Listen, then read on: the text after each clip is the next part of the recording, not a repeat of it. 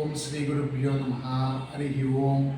పశ్చిమ గోదావరి జిల్లా నర్సాపురం శ్రీ వీరవేంకట సత్యనారాయణ స్వామి వేద విద్యాలయంలో ఈరోజు మార్గశిర బహుళ విధియ శనివారం సందర్భంగా హిందూ ధర్మ చక్రం సభ్యులు శ్రీ తిరుపతి వర్మ గారి నాన్నగారు కీర్తిశేషులు బల్లం సూర్యనారాయణ రాజు గారి ఆప్తికం సందర్భంగా మన వేద పాఠశాలలోని వేద విద్యార్థులకు భోజనం ఏర్పాటు చేయడం జరిగింది.